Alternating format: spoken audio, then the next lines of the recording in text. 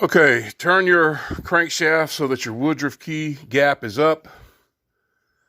Pull it out and let you look at it. It's just a tiny little thing. Woodruff key, it's kind of boat shaped. Just get it in there. Make sure you've got your bendix in with a little grease on the end of the thing there. Helps that thing out, a little marine grease there. I also pour some two-stroke in there and let it sit, where it stands up. So that just kind of lubes everything up on that. Again, and so you see this is tapered. Your flywheel is also tapered. It wouldn't hurt to put a little anti-seize on there on the end of this before you stick this on. Wouldn't hurt.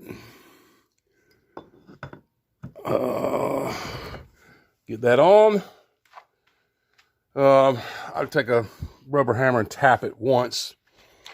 And then you've got to put Loctite, and this was red Loctite on here. This is 94 foot-pounds for this bolt. So I'm not going to be able to crank down that heavy without this engine trying to turn. You know what that means? That means getting one of my ratchet straps out and strapping the engine to the table so that I can really reef on this thing and crank that bolt down. So also you're going to have to keep the flywheel from turning as you're doing that. You don't want to put anything wedging in here because this is aluminum. This will break. Just get you some rope and jam it in these teeth. And this is how I get them out when they're in the jet ski too. You just take some rope and you jam it between the engine case and the teeth of the flywheel. It won't damage anything, and you can get this bolt on and off by doing that. So let me get my rubber hammer and let me go get this engine strapped, and we'll do this next part. But yeah, don't ever forget to put that in or you'll be taking this back off. I haven't done it yet, but I've heard of it happening to people. Okay, true to my channel name, I only have my worst ratchet strap possible. It doesn't even have a hook on the end. I loaned my ratchet straps to my neighbor for his boat, and I have not gotten them back, and that was well over a month ago. So yeah, it happens. So this is 14 millimeter, 94 foot-pounds, Loctite red. Let's tighten it up. I'll probably still have to hold this because this is not my best ratchet strap. I like the wide ones. I've got the big wide 2-inch straps. But this is how you do it when the engine is, going to be like this. Also, I need to shove my rope in there, which I have right here. Plenty of rope, as you can see. All you do is you grab you a bite of it. That's called a bite of rope when you double it over like that. And made it a double. You just jam it in there. Okay, you just jam it in there. Let's see, since I'm going that way, this thing's going to want to turn that way. So I want to shove the rope right there. If I were going the other way off, I would shove the rope in the top. And it just gets it all jammed up so that this thing can't turn. Quick spin, opposite direction, the rope comes right out. Works very well for jamming that thing up. Because even if it was connected inside the ski and you had to take that bolt off, that engine's going to turn on you. And a lot of people say, remove a spark plug, shove rope in the cylinder and do it that way. Well, you better have a clean rope if you're going to do that. You can do that. This is the way I do it. It works fine. I've never done any damage to the teeth or to the case using rope to tighten that. To me, I would rather do that than shove things down in the cylinder. That's just me, okay? Lots of people have used the rope in the cylinder trick, shove it in there, and use that to stop the thing from, because the piston's gonna hit up against the top, and there you go. But to me, I'm not hurting any internal engine components doing it this way, and it works great for me. I don't know why nobody ever thought of that, because you're really not going to hurt those steel teeth, and all it's doing is wedging Those teeth are grabbing that rope and jamming it against the case. It doesn't break or hurt anything. So here's my stator. You see, I've used the magnet to hold my spring and washer. This is actually a stator off of a 96 ZXI. You can see how it has all the windings all the way around. You're really gonna make your life a little easier if you take some grease or something to hold your O-ring in place, especially if this is in the ski when you're trying to replace or take this cover off and put it back on, replacing your stator.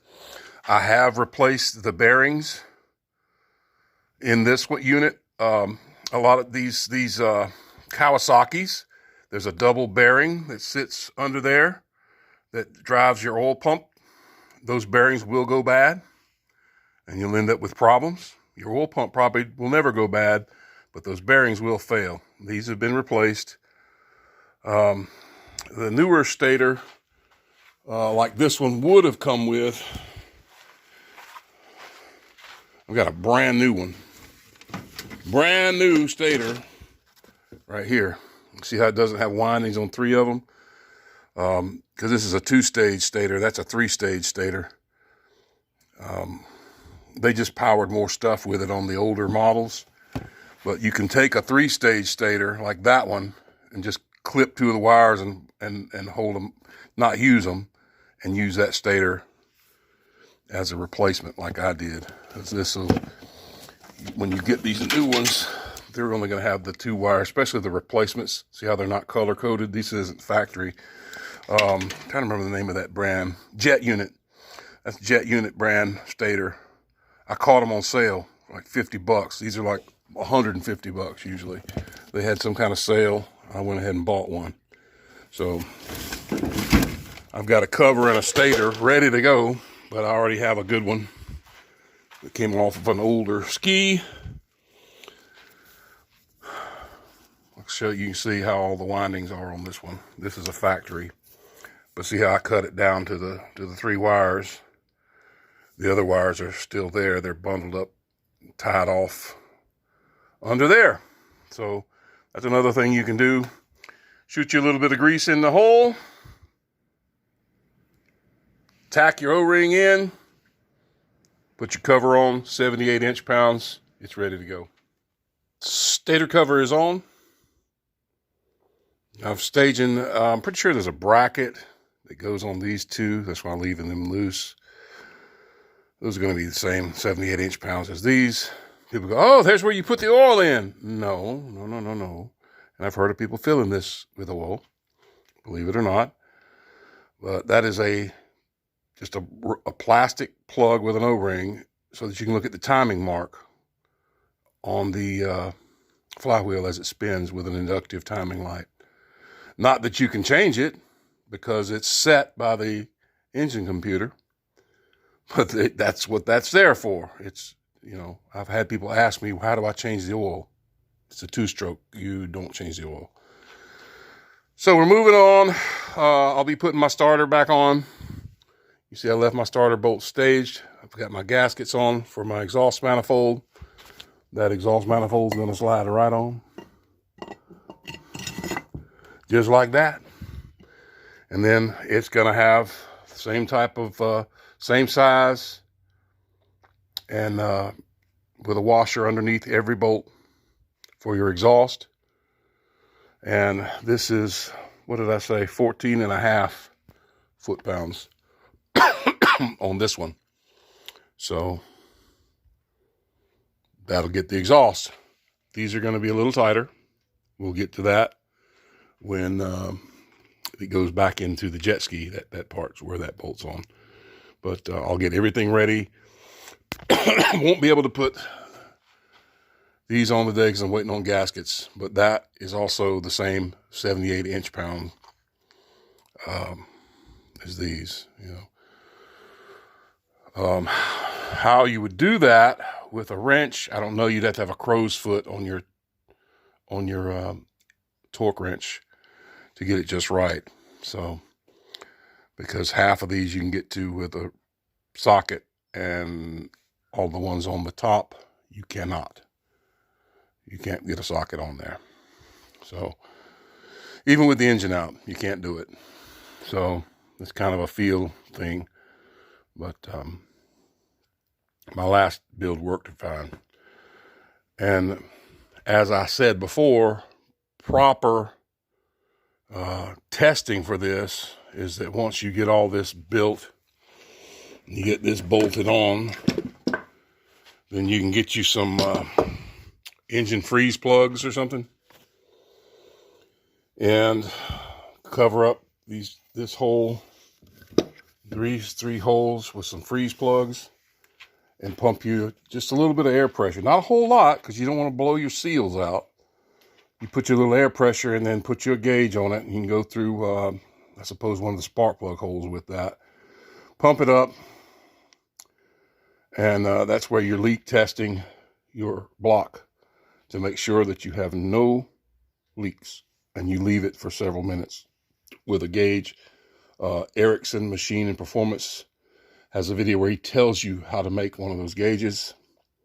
I have yet to build one. I just try to seal them up really good when I put them together. But best practice, yes, is to build a leak down test gauge setup.